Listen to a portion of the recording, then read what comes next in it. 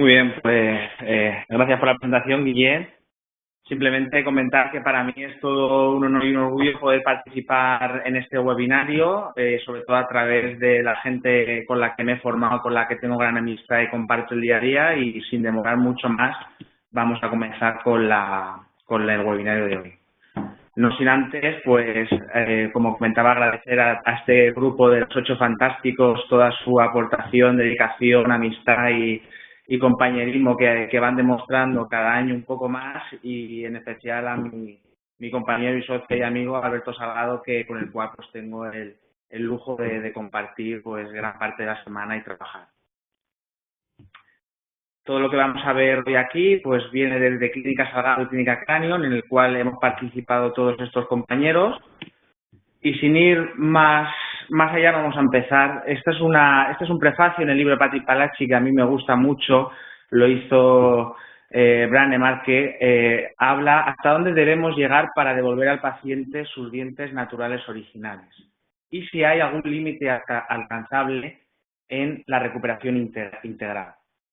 Bien, responde con otras 2 preguntas: si la técnica es posible, es beneficioso para el paciente, y si los procedimientos actuales son razonablemente seguros para conseguir una retención mecánica duradera para la tercera dentición como meta final. Muy brevemente, a día de hoy nos basamos en la evidencia científica. La evidencia científica dentro del campo de la odontología, independientemente de qué clasificación a nivel de evidencia busquemos, nosotros ocupamos un lugar bueno regular. Quiere decirse que la odontología tiene una cosa buena, que es que al no ver un alto índice de evidencia en cuanto a estudios, pues todo lo que vamos a poder hoy hablar aquí va a ser sometido a debate, porque si hubiera un máximo nivel de evidencia en lo que hacemos cada día, no habría debate. Es lo que se ha publicado, es la evidencia. Por lo tanto, el hecho de que tengamos un bajo nivel de evidencia pues nos abre a debate. Por lo tanto, cuando hablemos de evidencia científica en cualquier ámbito, debemos de ser muy cautos a la hora de tomarlo como un dogma. Comenzaremos con un artículo reciente, que es ¿cuál es el interés científico de la carga inmediata? El interés científico de la carga inmediata del último siglo ha pasado por encima a grandes estudios como pueden ser elevaciones de seno, injertos, o sea, ahora mismo, actualmente, el interés de los profesionales en el ámbito implantológico, lo que más se busca y lo que más va demandando la gente es la carga inmediata, como se puede ver este último artículo publicado en una revista de máximo impacto. Por lo tanto, la carga inmediata es ahora mismo un concepto que debemos de conocer y ver si existe esa simplificación que está tan de moda del menos es más, y poder aplicarla cada día y ofrecerla a los pacientes. Como comentaba, es el que más ha crecido en cuanto a interés científico en búsquedas y artículos. ¿Cuándo comenzó la carga inmediata? La carga inmediata, el primer artículo viene por el profesor Lincoln, que habla sobre 2 implantes tipo lámina, pero cuando se empiezan a publicar ya en maxilares, Lederman es el primero en el año 79, y hay una serie de autores, Schnittman en el 90, Tarnow, etcétera, que van haciendo una serie de publicaciones con un número determinado de implantes, y Expósito ya en el año 98 pues recoge una serie de artículos y hace una primera revisión donde compara que el éxito en implantología de carga inmediata pues está y hay que tenerlo en cuenta. Esto es un ejemplo de 2 artículos, uno de Tarnow del año 97 y de Schnittman, donde podemos ver que se colocaban la friolera de 13, 14 implantes y se hacía carga inmediata con 6. En ese mismo año, Schnittman sobre 5, 4 implantes ya reducía, no había años diferenciales y cargaba 3, cargaba 2. Y era un poco, pues, en el año ya 97 cómo se iban desarrollando estos protocolos. Incluso tenemos el sistema Novum, descrito en el libro de Vicente Jiménez, con 3 implantes y carga inmediata en mandíbula. Y bueno, pues ha sido un poco el desarrollo. Hablaré un poquito del tema científico en artículos. En los implantes inclinados, el artículo de Cremanov del año 2000 viene mucho al uso, porque ahora veremos cómo esos 2 conceptos de implantes inclinados y carga inmediata se solapan para simplificar tratamientos más complejos. Cremanov simplemente concluye con que es una alternativa que ya conocemos a día de hoy, que te evita cualquier tipo de técnica alternativa en el anclaje de estos implantes para someterlos por carga inmediata o similar. Pues llegamos a tener en los años hasta el 2007 una burbuja inmobiliaria, una burbuja financiera, burbuja implantológica, y entonces todos estos conceptos de simplicidad que ya recogió, ya tuvimos un webinario a través del doctor Esteve, pues es un poco lo que se está poniendo de moda. Menos es más, por lo tanto, cosas simples y cosas que estén contrastadas. El profesor Maló, en el año 2003, publica y recoge una serie de conceptos que acabo de comentar. En el 79 venimos de la carga inmediata, en el 2000 tenemos implantes inclinados. Maló recoge ese concepto y utiliza implantes inclinados con el concepto de carga inmediata. Por lo tanto, reduce el número de implantes descritos previamente para la carga inmediata y evita y utiliza esa inclinación a nivel de implantes para evitar otro tipo de técnicas regenerativas que pueden presentar mayor movilidad y peor predictibilidad. En el 2003 presenta su estudio sobre mandíbula y en el 2005 sobre el maxilar superior. Estos son los artículos muy criticables porque son estudios retrospectivos, estudios donde hay conflicto de intereses a través de la financiación, pero bueno, es el primero que ejecuta un protocolo sobre colocar menos implantes y dar esa posibilidad para el paciente, sobre todo a nivel de función o carga inmediata. Este es el artículo en 2005 que habla sobre maxilar.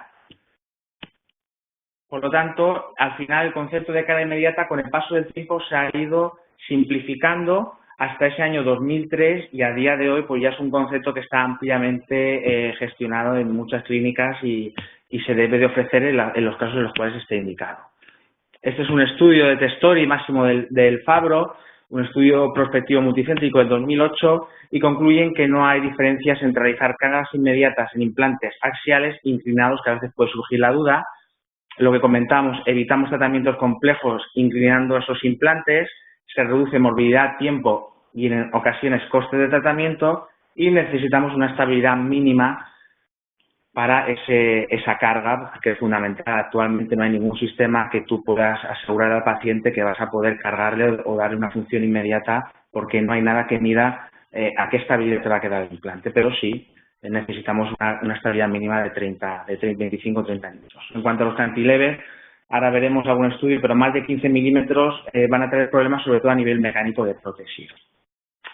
Este sistema de colocar o de inclinar necesitamos una altura mínima. Si nos fijamos en la imagen inferior a la izquierda, esos donde a través del foramen nos marca 5 milímetros al implante más distal de esta simulación de Longford en el implante inclinado, necesitamos una altura. Lo que no va a tener nunca sentido es trabajar 4 implantes en una mandíbula donde el foramen lo tengamos la emergencia a nivel crestal. Necesitamos esos 5 milímetros y una altura mínima de 6 o 7 para inclinar y que esa emergencia nos vaya al 6 para disminuir sobre todo por estos problemas a nivel mecánico los cantilevers. Bueno, estos son más estudios de Máximo del Fabro en 2012, en el cual pues sigue comentando el aval de este sistema en el maxilar sedenturo. Este es del grupo de Pablo Galindo, donde habla de lo que estaba comentando ahora mismo, que era el cantilever a nivel de reabsorción, o sea, no hay nada demostrado, pero sí que hay problemas a nivel de prótesis. Todos estos artículos, si hay alguien que luego quiera, de carga inmediata los tenemos todos, que me hable por Facebook y yo se lo mando todos los artículos enteros y vamos a ir un poco más a la parte clínica y dejar un poco todo esto para el que realmente quiera leérselos. Y la última revisión del 2005 en cuanto a implantes inclinados, pues puedes conseguir mayor estabilidad, aunque la carga se va a repartir esos 6-7 primeros milímetros, si tú puedes colocar un implante de 15, ese contacto hueso-implante pues va a generar una estabilidad mayor, aumentando esa superficie de contacto para la carga inmediata, y ya todo lo que habíamos hablado anteriormente. Es sensible a la técnica, el cirujano debe de ser hábil porque muchas veces tienes que optimizar la pared mesial del seno y para eso a veces abres una pequeña ventana, como describe Malón en el año 2005, para optimizar esa inclinación y que la emergencia te salga en una zona correcta, aunque faltan estudios a largo plazo. Bien, un breve repaso a nivel científico. Todavía tenemos muchísimos artículos, pero vamos al procedimiento clínico. Lo primero de todo, que es una cosa que yo siempre comento, hoy en día colgamos radiografías, colgamos TAS y enseguida nos tiramos a decir si tiene o no tiene dientes, de qué material va a ser la prótesis y cuántos implantes vamos a colocar. Esto, desde nuestro punto de vista, es un error. Lo primero de todo, independientemente si vamos a colocar 6 o 4 implantes, es qué tipo de prótesis vamos a construir. ¿Va a ser una prótesis tipo 1? ¿Va a ser una prótesis dental o va a ser una prótesis dental velar? Pues esto es lo primero que tenemos que tener claro antes de realizar cualquier tipo de proceso, hacer las pruebas necesarias, hablar con el paciente y ver qué demanda y qué expectativas tiene. Y a partir de ahí decidiremos si 4 o 6 o recurriremos a otro tipo de técnicas. En cuanto a rehabilitación sobre implantes, nosotros llevamos un protocolo muy claro, que es primero sesión fotográfica, modelos y registros, hacer un estudio quirúrgico, previo TAC, ortotomografía y biorréplicas en caso de que fuera necesario, fuera una cirugía más compleja. A partir de ahí se toma la decisión con el paciente, se hacen las pruebas estéticas pertinentes y ya se pasa a seguir todo el protocolo que estamos viendo. Por lo tanto, lo primero es hacer un análisis estético en casos en los que vamos a recurrir de tratar un maxilar completamente dentro, sea bimaxilar, uni, superior o inferior. Si lleva prótesis, haremos sus fotos con prótesis. Gente que lleva 20, 25 años con este tipo de prótesis, hay que ver muy bien cómo estaba antes, cómo se veía, quitarle la prótesis, ver qué componente facial, muscular, qué tono va a perder. Y a partir de ahí, pues toda la información que saquemos es información que vamos a tener en cualquier momento para consultar con el paciente, con el laboratorio y demás. Hacer análisis dentolabial, dentogingival, que tengamos, ver si tiene algún síndrome, en este caso pues te das cuenta que tiene un síndrome combinado de Kelly, etcétera. Entonces al final las fotos luego las vamos revisando con todo el equipo y vamos teniendo mucha idea. Una alternativa al vídeo, que a veces te puede ocupar mucho espacio y es difícil de manejarlo, es hacer secuencia fotográfica, tirar varios disparos y tienes la posición dental, la posición del incisivo, o si no tienes, ves un poco cuál es su contexto dentro del marco labial. A partir de ahí, pues podemos hacer estudios tipo DSD, hacer valoración craneofacial, eso es fundamental, una impresión preliminar y un montaje en articulador para empezar a hacer una prueba de dientes antes de empezar la cirugía. Así que volver a hacer un TAC con modelos marcados, célula guía, etcétera. Hacer un estudio previo, hablar con la paciente y ver cuál es el nivel y a partir de ahí decidir 4 o 6 o elevación de seno o injertos o cigomáticos o lo que venga a ser. Fundamental que todo lo que vayamos a hacer lo vaya a guiar, seguir dentro del contexto estético. Porque al final el paciente lo que quiere son dientes, le da igual tener 4 o 6 implantes. El paciente quiere dientes, por lo tanto, vamos a ver en cada caso en concreto con esta planificación, dentro del perfil, dentro de la anatomía del paciente y del contexto labial, qué es lo que le queda mejor al paciente. Entonces haremos las pruebas necesarias para luego no tener problemas. Por lo tanto, lo más importante y la madre del cordero de todo esto, al final, en cualquier tipo de rehabilitación que hagamos sobre lo que sea la posición del incisivo central, es la que va a guiar la rehabilitación. De todos los métodos para evaluar la dimensión vertical correcta, ningún autor va a decirnos, o sea, asegura o asevera cuál es la más, no. Lo que sí que parece estar aceptado es la fonación del paciente. Entonces, la carga inmediata tiene cosas muy buenas. Es que nosotros ya podemos empezar a diseñar la futura prótesis del paciente y nos va a dar mucha información si lo hacemos bien desde el principio, la cual podemos ir modificando, incluso hacer un segundo juego de provisionales y evaluar todos estos parámetros. Y al final son muchos pasos, pero nos ahorraremos problemas y al final tendremos el trabajo casi hecho desde el primer momento. Por lo tanto, tenemos que tener una buena posición del incisivo, del incisivo central y a partir de ahí compensar y elegir materiales, número de implantes, carga inmediata, no carga inmediata, etcétera. Este es un caso, por ejemplo, que el paciente lleva pues, cerca de 18 o 20 años, tenía un colapso, tenía una pérdida de dimensión vertical total y nunca vamos a tener un problema o casi nunca vamos a tener un problema en aumentar esa dimensión. Lo único que podemos tener cuando el paciente la S tenga dificultad para pronunciarla, esa dimensión vertical no la va a aceptar porque no va a poder hablar. Pero en este tipo de casos muchas veces vamos a ir aumentando la dimensión vertical, ya la aumentamos casi el doble y ya todavía con la definitiva nos vamos un poco más. Por lo tanto, fundamental hacer todo este estudio y guiar toda la base quirúrgica en la posición de ese incisivo central, a nivel sagital, a nivel toda la información que tengamos, pero que parta de esa posición de ese incisivo central. Y entonces decidiremos. Por lo tanto, ¿qué tipo de prótesis vamos a hacer? Si hay pérdida vertical de hueso, la prótesis no queda más remedio que hacer una prótesis dentogingival.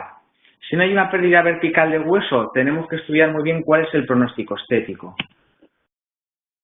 En una arcada que sea desdentada, donde no hay pérdida vertical de hueso, si el pronóstico es estético, quiere decir, si podemos colocar los implantes en la posición tridimensional correcta, vamos a poder realizar lo que llamamos diente a tope o tipo 1. O sea, vamos a poder trabajar con lo que es la parte blanca del diente. Entonces, tenemos eso sería un pronóstico favorable. Por el contrario, aunque no haya pérdida vertical ósea, si es un mal pronóstico, iremos a una prótesis dentogingival. Y en arcada con dientes igual.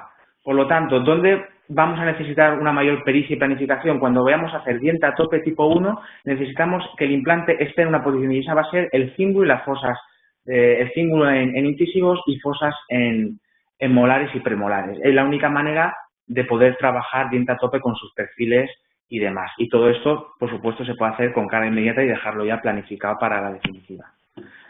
Según la clasificación de Bredosian, divide en zona premaxilar zona 1, premolar zona 2 y molar zona 3. Dependiendo de la presencia o no de hueso en cada una de las zonas, él hace una planificación, un abordaje para rehabilitar al paciente en esos primeros 7-10 días de la colocación de los implantes. Por lo tanto, si tenemos una situación como esta y el paciente acepta 6 implantes, la mejor opción, te va a permitir mucha versatilidad a la hora de trabajar con la prótesis. Si tenemos una zona en la cual ya empiezan a faltar en zonas 2 y 3, podemos recurrir a una técnica tipo All-on-4 con 4 implantes, carga inmediata y evitar esos 6, 7, 8 meses de más de elevar seno y demás. Si tenemos una zona mucho más compleja, pues podemos recurrir a la técnica clásica cigoma 4 estándar y 2 cigomáticos, o ya en situaciones límite recurrir a 2 cigoma 4. Todo esto está orientado hacia la carga inmediata. Aquí habría otro tipo de alternativas, pero hoy estamos hablando de carga inmediata. Todos estos tratamientos prácticamente sería obligatorio realizarlo mediante una sedación consciente con anestesista, el cual pues te permite un trabajo mucho más cómodo, un control mayor de sangrado y una vía para todo el tema de medicación post y demás. En cuanto al implante ideal para carga inmediata, pues esto es una serie de implantes que que utilizamos para carga inmediata y sobre todo a nivel maxilar superior tipo Novel Active, tipo el nuevo implante 4 T-Care, Mi 7, un implante que sea bastante autorroscante y que te permita ese anclaje y esa estabilidad. En cuanto a mandíbula, pues hay que llevar un poco más cuidado con la selección de este tipo de implantes, porque hay veces que en mandíbula puedes tener problemas cuando esos implantes entran a mucho torque y te puedes quedar trabado, que no va, ni avanza hacia apical ni sube, puedes tener problemas. Por lo tanto, quizás el Novel Replace o el Parallel, el nuevo, pues sería un buen implante a nivel mandibular más que un Novel Active. Luego ya hay gente con mucha pericia, como es el doctor Salgado, que con Astra, con el Osospite consigue grandes torques para carga inmediata. Vamos a ver, hacer un repaso breve de la parte quirúrgica. El primero hay que llevar mucho cuidado, el look del mentoniano es fundamental. En estos casos despegar y ver, eso es fundamental, porque las emergencias y sobre todo estudiar y realizar en algunos casos estos modelos estereolitográficos para controlar muy bien estas emergencias que dependiendo de la raza pues pueden aparecer en la zona 4, en la zona de 5, de 6, esto es importante y hay que llevar cuidado. Incluso tenemos lo que viene es la doble salida del nervio mentoniano. Por lo tanto, es importante planificar y sobre todo ver. Lo que comentamos anteriormente, en la imagen de la derecha es un caso ideal de All-on-4, esto es un caso del doctor Valdés, que lo que comentamos, de la zona del mentoniano, del orificio, tenemos unos 6-7 milímetros hacia arriba. Aquí puedes tú generar esa inclinación que te permite ganar en cantilever. Entonces hay una situación ideal para planificar con All-on-4 porque sectores posteriores ya no te permite incluso casi ni un implante corto. Fundamental, el implante lo más apalatino posible, te va a dar mucha versatilidad, cuidado, tampoco realmente el implante tendría que estar en la zona neutra entre la zona que se compensa, entre la zona del labio y la zona de la lengua hay una zona neutra que es donde está la posición del TAN original y los implantes ni muy avestibular ni tampoco muy apalatino, pero intentar colocarlo lo más apalatino posible. ¿Por qué digo lo de cuidado? Porque a veces si tú vas a planificar y los implantes en la zona de paladar blando los tienes muy apalatino, esto no sería un caso de 4, sino sería un caso de 6, con elevación de seno incluso, de que has planificado un tipo de prótesis tipo sobre dentadura, puedes tener problemas porque el paciente va a tener, sobre todo a la hora de la fonación. Por lo tanto, cuidado a la hora de colocar los implantes y del diseño de la prótesis. Un implante muy apalatino que vas a colocar una sobredentadura, cuidado, ya te está limitando y no vas a poder trabajar y el paciente quedará contento. Por lo tanto, apalatino, pero depende del diseño futuro de la prótesis. Trabajar siempre con férula quirúrgica para evitar esas emergencias vestibulares, aunque hoy en día podemos trabajar con muchos tipos de tornillo que nos evitan este tipo de situaciones. Lo que comentábamos, para apurar al máximo, se puede hacer una pequeña ventana y apurar al máximo esa pared mesial del seno. Y introducir los implantes un mínimo de 2 milímetros. Para tener una mayor versatilidad, cuanto más intruyamos nuestros implantes, mayor versatilidad va a tener la prótesis y ya jugaremos con los transepiteliares. Por lo tanto, siempre intentar colocar los implantes, si tenemos que elegir una medida un poco más corta, pero que nos aseguremos que esos 2-3 milímetros van a quedar enterrados para poder jugar y tener un diseño de la prótesis convexa a la encía que nos permita un mayor sellado periférico y una mayor higiene. Por lo tanto, esta es un poco la imagen que debemos de encontrar cuando coloquemos nuestros multi-units. Y la diferencia básicamente es esta. Si el paciente no enseña en sonrisa, para eso ya hemos hecho un estudio previo, como es el caso de la izquierda, el paciente no enseña y está encantado. Incluso a veces es bueno porque a que se vea el cuello del multi-unit el paciente se lo puede higienizar muy bien. Pero si es un paciente quisquilloso, él se va a levantar el labio, se va a ver y va a decir que ese metal no le gusta. Entonces, la selección y el tiempo empleado con el paciente siempre es un tiempo ganado. En cuanto a la imagen de la derecha, es una prótesis que también está muy bien diseñada, está una paciente muy exigente y ella no hubiera tolerado jamás levantarse y ninguno de los dos en sonrisa enseña. Por lo tanto, la diferencia de tú enterrar el implante es esa versatilidad para diseñar la futura prótesis. Este es otro caso. Y esto es lo que estábamos hablando, cuidado, porque esto es la carga inmediata, que los implantes y estas superficies necesitan de encía queratinizada alrededor para la estabilidad a largo plazo. Otra cosa muy importante es cuidado con la fosa submandibular. El balcón miloideo a veces te puede traer una mala pasada. Este es un caso que tuvimos la semana pasada en Clínica Salgado y bueno, pues no pasa nada, pero porque se despega bien y demás, pero esto pues hay que llevar mucho cuidado.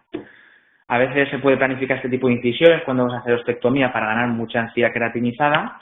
Este es un caso del doctor Valdés y bueno, es otra alternativa para ganar esa encía en este tipo de casos.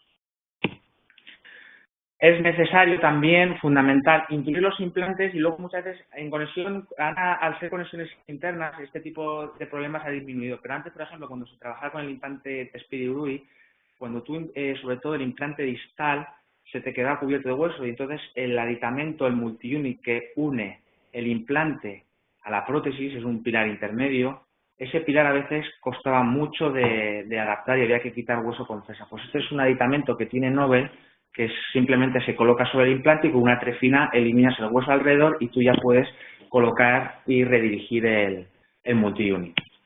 Es importante, aquí veis el efecto que hace y el otro caso.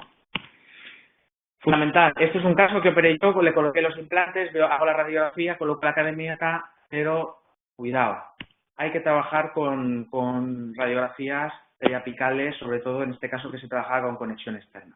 Una vez que estaba ferulizada y colocada en boca la carga inmediata, cuando realizo el control de radiografía periapical me doy cuenta que los dos implantes anteriores no habían adaptado. Por lo tanto, ojo, y una vez que coloquemos esos multi-units, hacer comprobación radiográfica uno por uno, ver que se ha adaptado bien y continuamos. En la zona premaxilar de la fosa canina, pues muchas veces te encuentras estas depresiones y siempre está bien pues regenerar en el 90 o en el 100% de los casos para evitar pues posibles fenestraciones, dehiscencias y demás. Como comentábamos, este era el caso, siempre necesitamos encía queratinizada alrededor de los implantes y eso es fundamental para la estabilidad a largo plazo. Al final, pues te condiciona la prótesis, ya te toca hacer una prótesis cóncava a la encía y bueno, pues no es muy higiénico, pero solucionas el problema. Vamos a ver un caso clásico. Este es otro caso del doctor Valdés, que colocamos aquí un All-on 4. Este es un caso ideal porque si os fijáis en la salida de los mentonianos hay una altura mínima de 7 milímetros. Por lo tanto, es un caso clásico para hacer All-on 4 con carga inmediata. La ostectomía, donde nos va a dejar una buena meseta. Esto es muy bueno porque nos hace que la prótesis sea mucho más potente, tengamos una meseta mucho más equilibrada y nos va a dar también esa versatilidad de hacer la prótesis. Trabajar, de lo que comentaba, descubrir siempre la salida del mentoniano, marcarnos bien. La guía está muy farragosa, mejor al final te lo organizas de otra manera porque suele estar bastante molesta, para clases y tal está bien, pero bueno, te marcas siempre colocar primero los distales, eso es importante. Te lo marcas con un lapicero y empiezas siempre por los distales, colocando los implantes. Y fundamental, el distal, si uno va a ir a los multi-units angulados de 30 grados son de 4 milímetros de altura en adelante.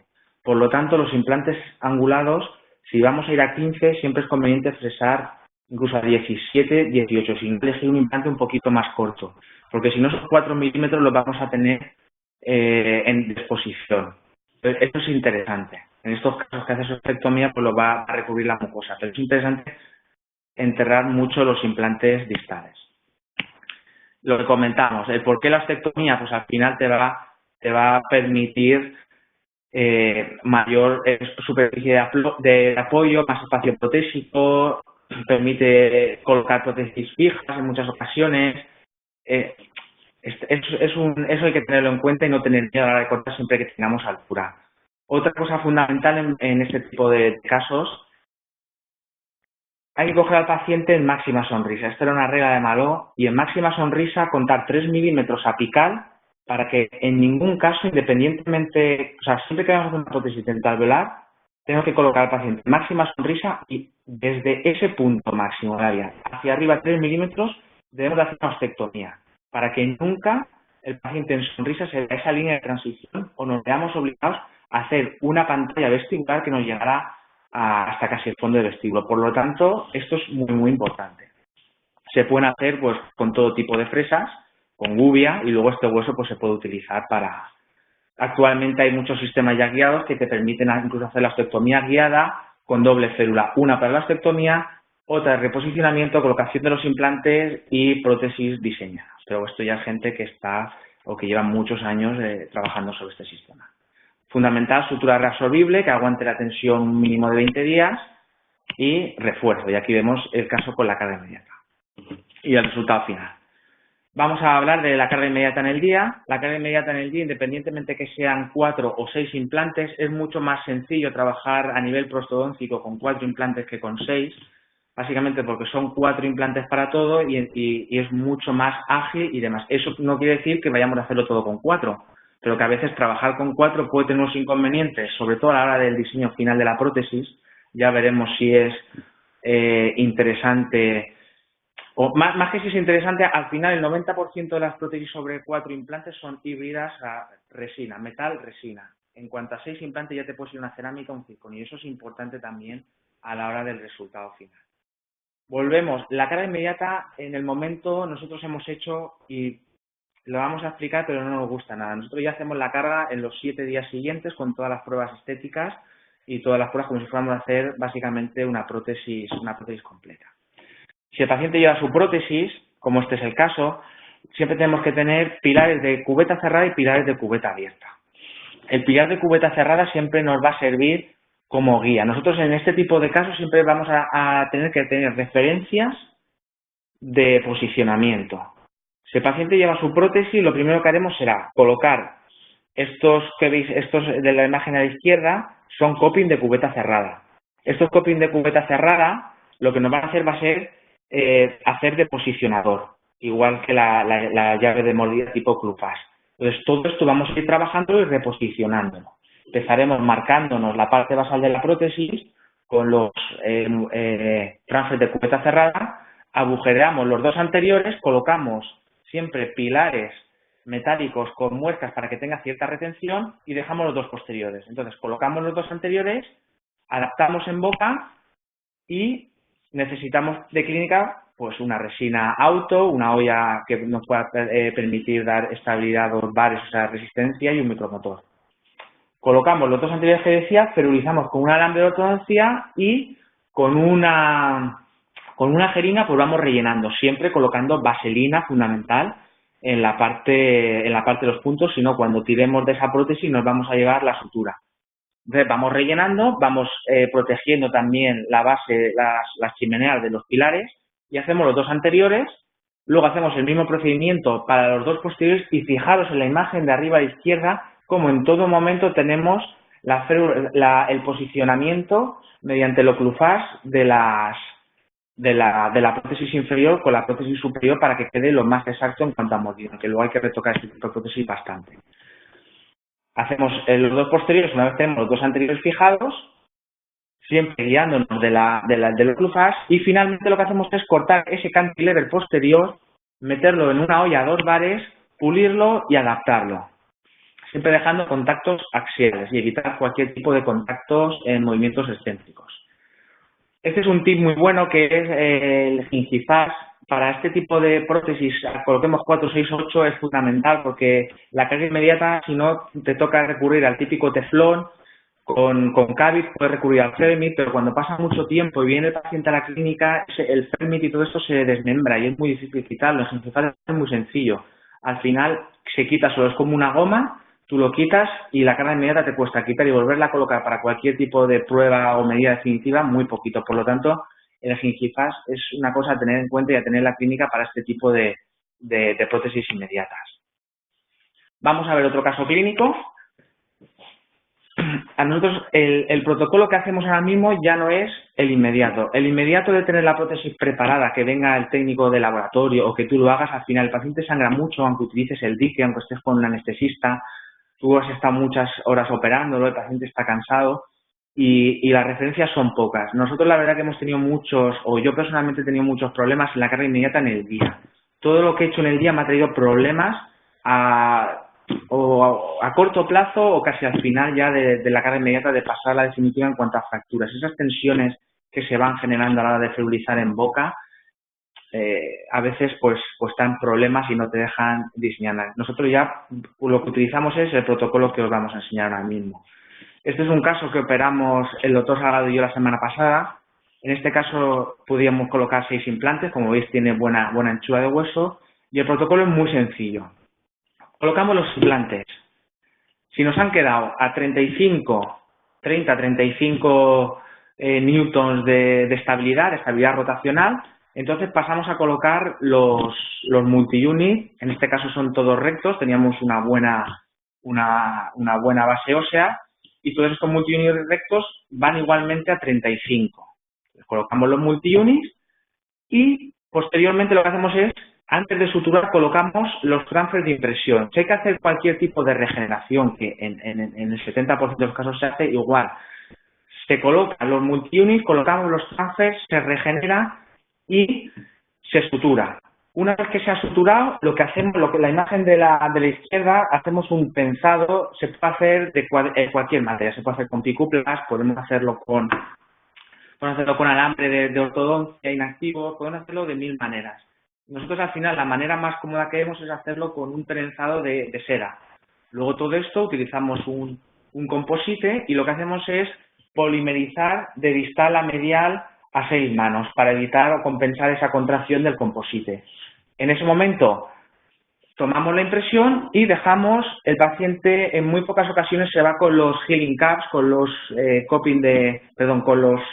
con los tapones de cicatrización, porque en este tipo de casos que hay que hacer muchas veces mucha ostectomía, el paciente viene y ha colapsado toda la encía. Por lo tanto, nosotros siempre dejamos los pilares de cubeta cerrada porque estamos hablando de 4 o 5 días como mucho. Dejamos los pilares de cubeta cerrada puestos en boca y nos aseguramos de que cuando venga el paciente no ha colapsado la encía y hay que volver a anestesiar y abrir. Por lo tanto, este es el protocolo que nosotros utilizamos. Una vez hemos hecho esto, lo que hacemos, bueno, este es un caso muy similar, lo paso rápido y vamos a la siguiente fase. Este era otro caso que ferulizamos los anteriores, detrás no había altura suficiente y colocamos 2 anteriores de cubeta abierta y 2 posteriores de cubeta cerrada para la carga inmediata. Comprobación radiográfica siempre, y estas son cubetas de Miratry que son reutilizables, sobre todo para carga inmediata, que son estas de aquí. También me imagino que las conocéis muchos de vosotros, las que no, es muy cómodo. Cuando lo hagamos en maxilar superior es bueno hacerse una base en la zona del paladar para que cuando tomemos la medida tenga cierta estabilidad. Y luego fórmulas para ferulizar hay miles. Se puede hacer con alambre de ortodoncia, utilizar el Conlay tipo composite, clavos, o sea, lo que queramos. Fundamental utilizar el adhesivo de cubetas y el Impregun, el poliéster, la verdad es que es el mejor material que tenemos a la hora de hacer este tipo de impresiones. Podemos vaciar el modelo tantas veces queramos. En cuanto a materiales de impresiones, nosotros utilizamos mucho el Virtual de Ivoclar. Y bueno, en diferentes estudios pues hablan de que son los 2 mejores materiales, tanto el Impregun sobre todo, aunque todavía hay un sistema que es el de la técnica Free, que ahora os lo voy a enseñar, para tomar este tipo de impresiones. La ferulización podemos hacerla con el Conlay o un composite que no tenga mucha contracción, la seda que comentaba anteriormente, resina autoseteada, hay 1000 fórmulas de hacerlo. Cuando son muchos implantes y están separados, quizás es mejor hacerlo por tramos, porque la contracción que se te va a generar aquí delante quizá te pueda llevar a error, sobre todo también si trabajas más directo implante, pero es un poco el protocolo que después de mucho hacer pues hemos establecido, y la verdad que hasta el momento a nivel de problemas en cargas inmediatas hemos tenido muy pocos. Algún diente que ha saltado y demás, algún diente de tablilla que ha saltado, pero a nivel de fractura un par de casos en última fase ya de rehabilitación definitiva, pero la verdad que va bastante bien. Y pues también hemos utilizado este tipo de ferulizaciones en boca, resina segueteada y tomar otras impresiones. Al final es un poco la sistemática, pero que sea siempre la misma. Si trabajamos con protocolos sistemáticos de trabajo, si te va bien, adelante, y hay 1000 maneras para hacerlo. Otro caso, este ya fue esta ya era para la definitiva. Y bueno, lo que comentaba, en la última revisión del año 2015, en cuanto a materiales de impresión, más de la mitad de los estudios abogan por hacer una impresión a cubeta abierta. Coinciden en que la ferulización es más fiable y que con resina es el mejor material, siendo el material de referencia el Impregun, seguido del vinil polisiloxano, tipo el Virtual de Ivoclar. Y en cuanto a la técnica más con menor variación es la técnica Free. Estas son imágenes de José Antonio Fernández Arenas. Y es simplemente tomas una impresión y el laboratorio te devuelve un transfer de impresión ferulizado bien a oro de cobre o a resina, y a partir de ahí con escayola tipo piedra pues ferulizas cada uno de los transfers bien protegidos, y con una cubeta individual Impregun tomas la impresión, y esto a nivel de toma de impresión es la que menor variación tiene de todas. Seguimos con el caso. Es interesante que cuando tengamos un molar posterior que nos mantenga la dimensión vertical y no vaya a entrar ni en la carga inmediata ni en la futura prótesis, nos lo podemos dejar para generar la dimensión vertical correcta. Entonces, una vez que hemos tomado las impresiones a cubeta abierta, lo que hacemos es colocar 4 transfer a cubeta cerrada y realizamos un morcillote, entre comillas, o de silicona o de oclufaz o lo que tengamos. Entonces vamos a tener un stop con el molar posterior que nos va a mantener esa dimensión vertical, y vamos a tener una zona de posicionamiento con los transfers inferiores. Entonces, una vez que mandemos esto al laboratorio, ya nos ahorramos la fase de mordida. Directamente nos pueden mandar un montaje de dientes porque tiene una dimensión vertical aceptada y bastante controlada, pero es fundamental mandarle, aparte de los análogos, mandarle otros 4 transfer de cubeta cerrada para reposicionar esta mordida. Por lo tanto, esto es lo que le vamos a mandar al laboratorio. Esto le mandamos al laboratorio y decimos que nos mande una prueba de dientes directamente.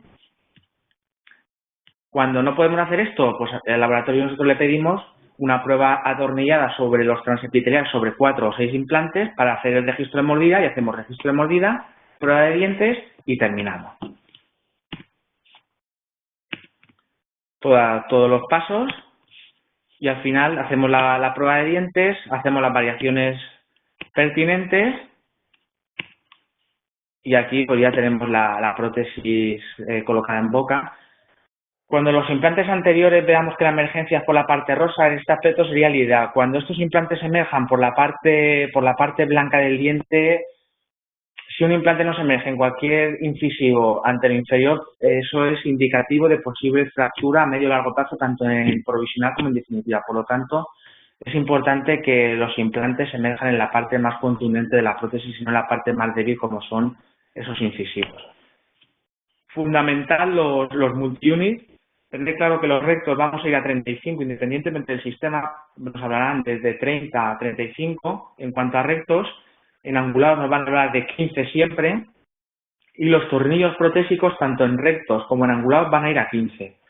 Una cosa que pasa mucho es que las cargas inmediatas, cuando tú las desmontas, los transepiteliales están sueltos. Por lo tanto, cada vez que quitemos una carga inmediata para hacer la rehabilitación definitiva, volver a coger con una llave de control de torque, que cada transepitelial está a los newtons que deben estar, a 35 a 15, porque muchas veces, si tú empiezas a trabajar la definitiva y te das cuenta al final de que el multiunit se ha aflojado durante la carga inmediata, luego son problemas.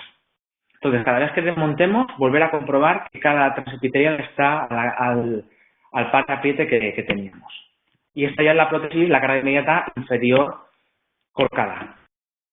Este es un artículo reciente de la Universidad de Valencia en cuanto a tipos de fracturas, y en este artículo concluyen que debemos de tener muy presente el diseño y la estructura. Ellos comparan retención externa con retención interna. Nosotros, si podemos, siempre haremos un hito, o sea, una retención externa por cada diente, y si es posible una retención interna, para que este tipo de prótesis híbridas de retina pues tenga la mayor adhesión posible, y que si tenemos un problema ya debe de haber sido no por el mal diseño de la estructura, sino por un mal ajuste oclusal o similar. Y ya para concluir, vamos a presentar el último caso clínico. Este era el caso clínico que presentaba al principio, donde realizamos un TAC, un modelo estereolitográfico, y el paciente quería dientes que a veces, pues mira, llevan 20 años sin dientes, y él quería la opción de dientes a través de todo este boom de la tele, de dientes sin el día y demás, pues él venía con esa idea. Se realizó el estudio, se le colocaron los implantes, y este diente, el diente de Creation de Willy Geiger, es un diente que os lo podéis anotar, porque para cuando tengamos un compromiso estético de pacientes que demandan y que son agradecidos, pues este tipo de dientes te permite realizar la técnica de cutback y puedes cortar un poquito a nivel incisal y poder hacer una pequeña estratificación. Son dientes muy resistentes y muy estéticos. Por lo tanto, este es otro tip que es importante conocer a veces este tipo de cosas, porque muchas veces el laboratorio no las conoces, se las mandas y empiezas a ver otro tipo de resultados, de dureza y demás. En este caso, pues era un caso que planificamos. Estas son todas las fases del laboratorio. Eran 6 implantes, 4 anteriores y 2 cigomas. Abajo se le hizo un tratamiento perio, básico y un parcial, y arriba pues su prótesis fija, carga inmediata, y ya lleva, pues el caso lleva 4 años en boca y el hombre está bastante contento. Y era un caso de colapso posterior con carga inmediata y nada, y bastante bien. Problemas, al final, fractura. ¿Cuándo vamos a considerar que una fractura va a ser un inconveniente? Si es al inicio, en el periodo de integración, en el primer mes, las primeras 6 semanas, si tenemos un problema de fractura tenemos un problema serio, pero si es al final del tratamiento, y más este caso ya al final presentó este tipo de fractura con toda la planificación y todo, estos son dos cosas. Uno es un indicativo a la hora de diseñar la prótesis definitiva de que hay algo a nivel oclusal de que no ha funcionado o no ha ido del todo bien. Y otra cosa que nos dimos cuenta es que a veces con este tipo de fracturas limpias, cada vez que quitamos la carga inmediata para hacer las pruebas definitivas, era una fractura completamente limpia que no generaba ningún tipo de movimiento. Por lo tanto, quitábamos esos 4 implantes de un lado y esos 2 del otro, y quitábamos a la vez y poníamos uno. Por lo tanto, a veces, oye, si va bien, estás en la última fase y hay una fractura, lo atornillas y no hay ningún problema. Esta es una prótesis con conexión mecanizada. Esto es después de quitar la carga inmediata y quitar un poquito de spray de agua. Y eso fue nada más quitar a los 6 meses, quitar la carga inmediata. y un tipo de prótesis, como comentaba anteriormente, lo más convexo a la encía que se pueda.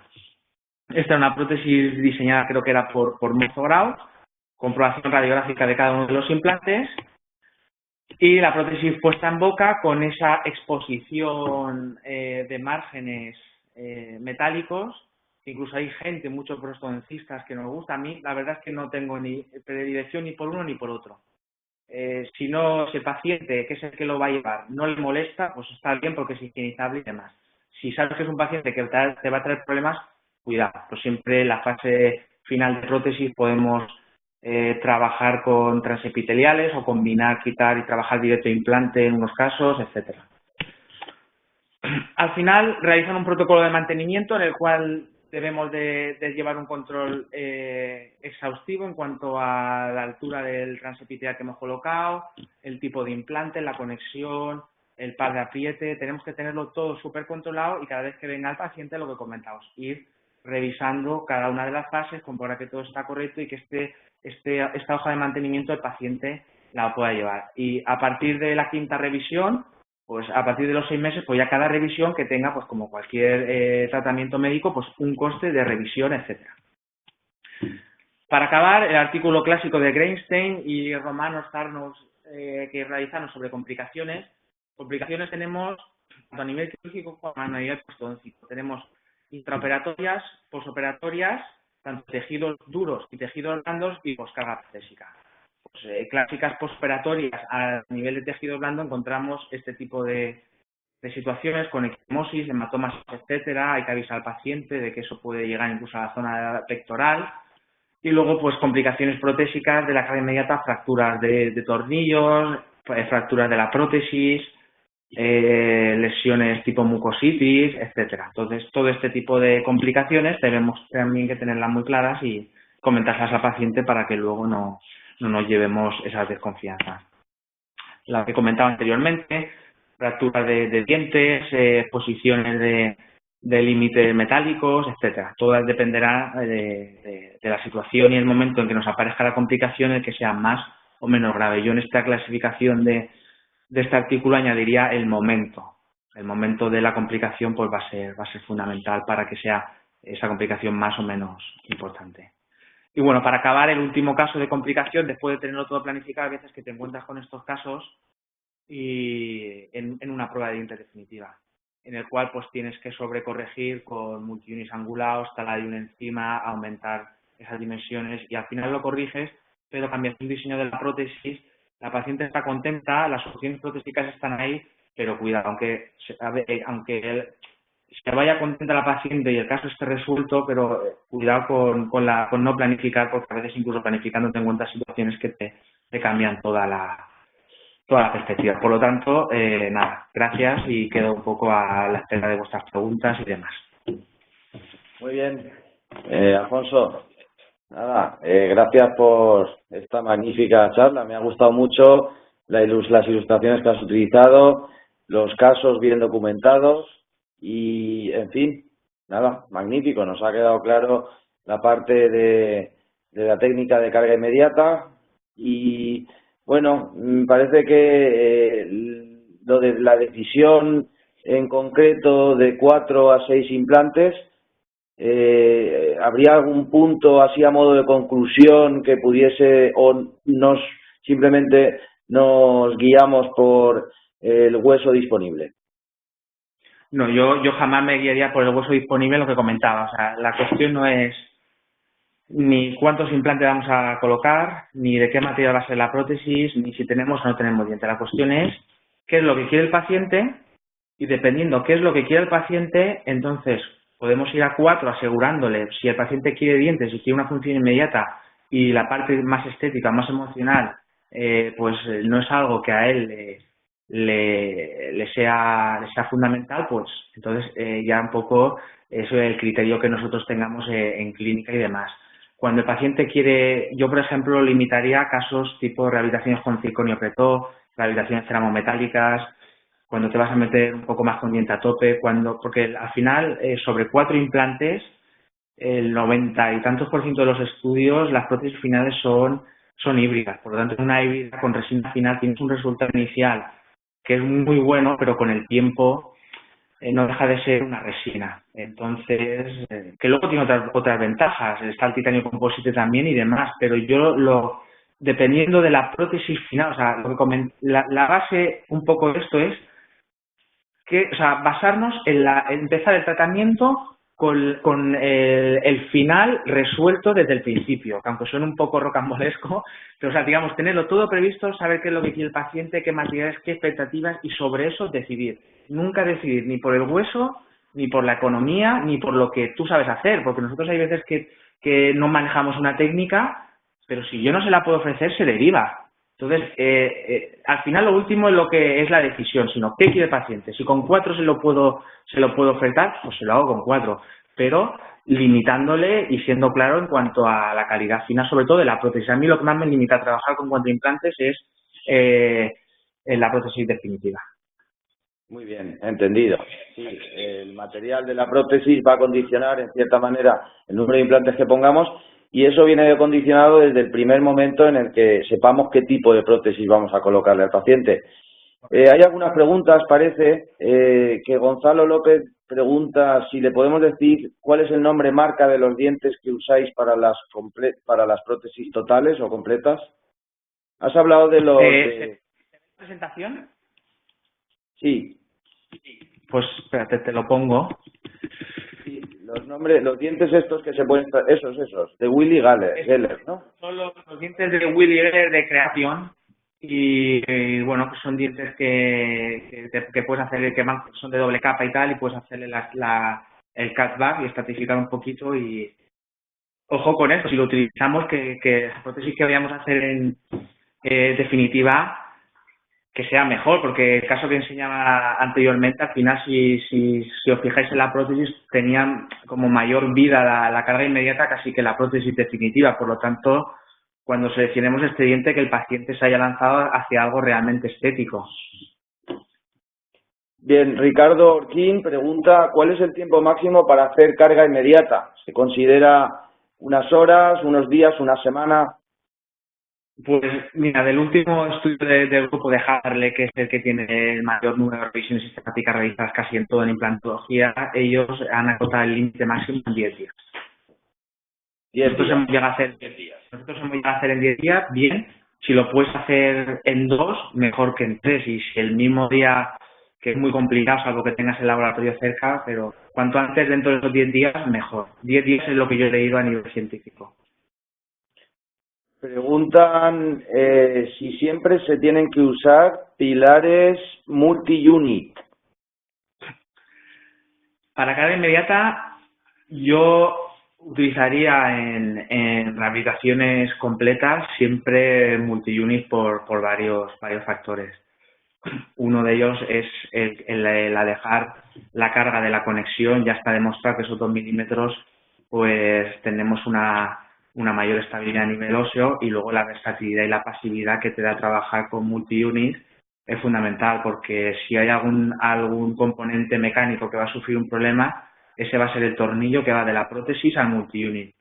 Nunca va a ser multi-unit al implante, tanto el recto como el angulado. Por lo tanto, si tú tienes un problema en carga inmediata en el cual se te ha roto un tornillo que va directo al multi-unit, es muy sencillo. Si no lo puedes sacar, te cepillas la cabeza del tornillo y sale solo y cambias un multi-unit por otro y vuelves a atornillar. Por lo tanto, yo lo veo todo ventaja siempre que el implante lo hayas colocado en tu posición. Sí, y lo claro, siempre.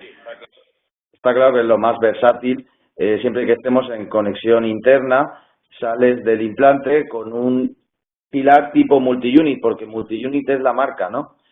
Vale. Correcto. Pues, hablaríamos de transepitelial. Al final multi-unit entra ya en el tema comercial con Nobel, pero hoy en día creo que incluso Straumann, no sé si hay alguien que haya por ahí y nos está escuchando, ni me puede corregir, pero creo que incluso ya saca Straumann en unitarios transepitelial antirrotatorio, porque un transepitelial en un unitario no tiene sentido, pero tengo entendido que Straumann ha sacado ya un transepitelial para unitarios que es antirrotatorio. Muy bien. Hay una pregunta sobre las híbridas, pero es un tema de conceptos. Comentar que la híbrida convencional es una híbrida que puede estar con dientes a topes o puede haber un poco de encía rosa por encima, simplemente. Y luego aquí hay demasiadas preguntas, tengo un poco de saturación, voy a ver si puedo ir resolviéndolas todas, porque, a ver, te voy diciendo, Alfonso,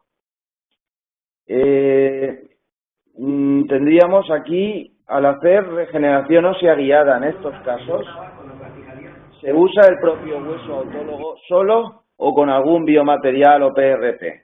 Bueno, es una pregunta más propia de otra charla, ¿no? Pero en esto ya es más tema quirúrgico, pero bueno, en estos casos casi siempre la zona que hablamos de la premaxila, de la fosa canina, pues intentar mezclar 50-50 autólogo con Dios, PRP, pues todo eso siempre va a ayudar, con Bioguide, todo eso siempre, pues, eso está descrito, es un tema que... Te han comentado por privado, pero claro, como estás a pantalla no vas a poder verlo, si has probado la impresión radiológica mediante CBCT. La impresión radiológica mediante CBCT, Sí, yo no sé lo que es. yo tampoco. Dice que se consigue, Ricardo Pin dice que se consigue un ajuste pasivo perfecto. Tendremos que estudiar el tema. A ver si acaso por el grupo de Facebook de Aula Dental Avanzada podemos hablar más sobre ello. Ricardo, te invito a que hagas un post sobre ese tema. Por otro lado, ¿influye la inclinación de los implantes distalizados en la pérdida marginal, la pérdida ósea marginal? No, sí, y el que lo ha preguntado, si quiere, le puedo pasar el artículo bueno, le puedo pasar un montón, pero vamos, en principio lo único que puede tener es algún problema a nivel mecánico y casi ni eso. Sí, los implantes inclinados funcionan. Y ya por último, BTI dice José Alberto López que sí que tiene transepitación antirrotatorio para unitarios. Sí, un tema de marca comercial, que BTI sí que tiene un transepitelial que sirve para unitarios y tiene un efecto antirrotatorio. Eso está muy bien. Es interesante, sí, conocerlo, porque, en fin, eso es lo que en unitarios no se podía, ¿no? Pero parece que existe. Muy bien. Sí. Y sobre el tema de la pasividad, trabajando con transepitelial y siguiendo el protocolo y con los materiales, estamos hablando de unas pasividades con tolerancias de 7 micras, que luego tendremos que complementarlas con la parte final de prótesis, que en esto, por ejemplo, Atlantis está hablando que tiene tolerancias por incluso debajo del 1, que es una barbaridad. Casi entre dos metales la pasividad, realmente es imposible entre dos metales que haya una pasividad 100%, pero es un tema que se combina. Sí, muy bien, habrá que ver lo de las impresiones digitales, todo ese mundo, a ver si pudiese mejorar la precisión de nuestras prótesis. Pero vamos a dejarlo aquí, que ya son las 10, estamos on time y han quedado todas las dudas resueltas. Y nada, darte de nuevo las gracias, Alfonso, por venir a ilustrarnos con tu ponencia y bueno, pues si acaso vamos a dormir, a descansar y a lo que queda de semana, ¿eh? Vale. Un saludo a todos y gracias por estar ahí. Gracias, un abrazo.